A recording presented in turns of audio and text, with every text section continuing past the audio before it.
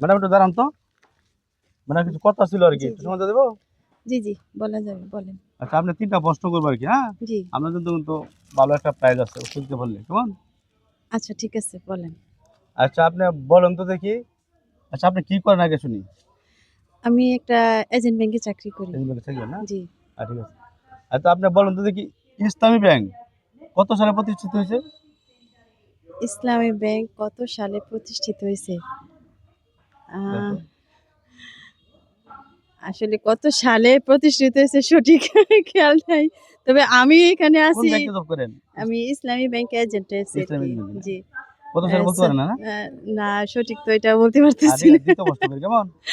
আচ্ছা, আপনি তো বলেন দেখি, বাংলাদেশে আর পৃথিবীর মধ্যে মোট কতটি রাষ্ট্র আছে? পৃথিবীর মধ্যে হুম, 10 সেকেন্ড সময় দেওয়া হলো। মানে এক কথা বলতে গেলে মানে পৃথিবীর মধ্যে মানে কয়টি দেশ আছে আর কি? এটা তো সবাই জানে।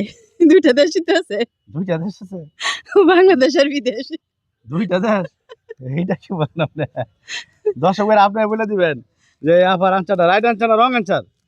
আর 3য় প্রশ্ন করি, কেমন? আচ্ছা ঠিক আছে, বলেন। আচ্ছা, আপনি বলুন তো দেখি।